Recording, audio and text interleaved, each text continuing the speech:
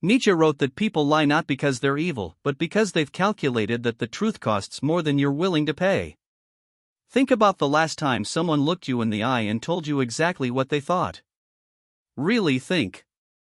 Chances are, you can't. And that's silence? That's not their fault. That's yours. By the end of this video, you'll know the exact psychological mechanism that turns honest people into liars around you, the 3 behaviors you're doing right now that reward deception, and a concrete framework to flip it so people start giving you the truth instead of what they think you want to hear. You punish honesty without knowing it. Marcus Aurelius kept a personal journal, what we now call meditations, precisely because he couldn't trust his court to tell him the truth. Emperors who reacted badly to bad news got worse news, filtered through layers of fear. His solution was brutal self-interrogation. Most men never build that muscle because they've outsourced their reality checking to people who are afraid of them. Every time someone told you something uncomfortable and you went cold, got defensive, or made them regret it, you ran a behavioral conditioning experiment. You taught them, honesty has a cost here. The human brain learns this in a single trial. 1 blow-up is enough. After that, they don't lie to be cruel. They lie to survive the conversation. You've built a persona that makes truth impossible to deliver. Machiavelli warned in The Prince that a ruler who surrounds himself with flatterers will eventually be governed by them. He called it the yes-man trap, not because advisors are spineless, but because the prince's ego had made honesty structurally impossible. You know someone like this. Maybe you are someone like this. The guy who talks over people. Who finishes others' sentences. Who turns every conversation back to himself. People don't lie to that man, they just start editing. When your identity is too tightly wrapped around being right, being strong, or being in control, anyone who contradicts that is threatening your self-concept, not just your opinion. So they learn to work around you. They give you the version of reality that keeps the interaction smooth. It's not manipulation. It's conflict avoidance dressed up as loyalty. Comfort seeking turns you into a lie magnet. Carl Jung called it the persona, the mask we wear for the world. But there's a flip side most people miss. When your persona broadcasts "I need to be seen" as okay, others construct their own masks to protect yours. Viktor Frankl observed this in extreme form in Auschwitz. Inmates who seemed too fragile were deliberately shielded from certain truths by other prisoners.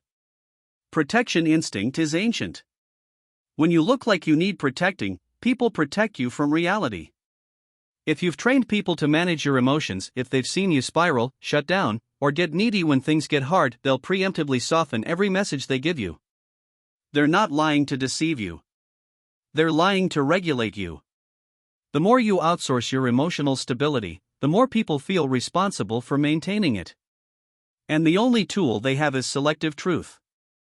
You reward the lie and ignore the truth. Epictetus, born a slave, no political power, no money, understood something most free men never grasp: you control what you respond to. He wrote that we suffer not from events but from our judgments about them. Watch what you celebrate. The friend who told you your business idea was brilliant got a slap on the back. The one who pointed out the fatal flaw got a weird silence and maybe wasn't invited to the next thing. You ran a selection process. You kept the yes men and slowly distanced the truth tellers. Social reward is more powerful than most people admit. A smile, a laugh, inclusion, warmth, these are primitive currencies.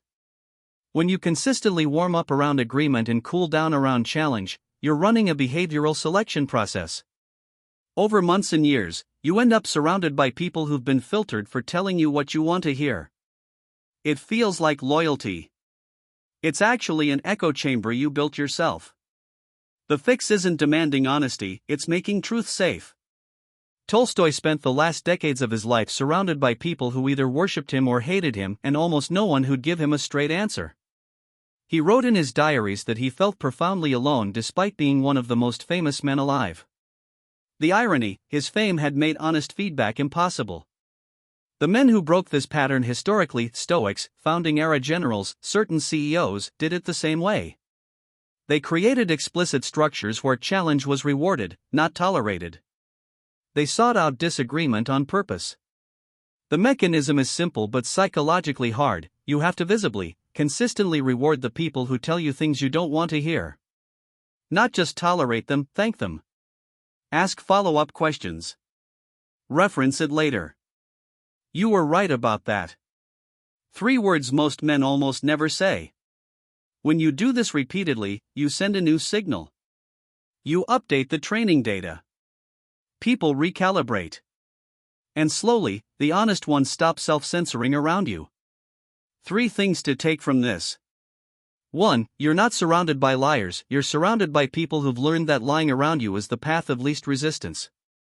2. Your emotional reactions, your persona, and what you reward have been silently training everyone in your life for years. 3. You can't demand honesty.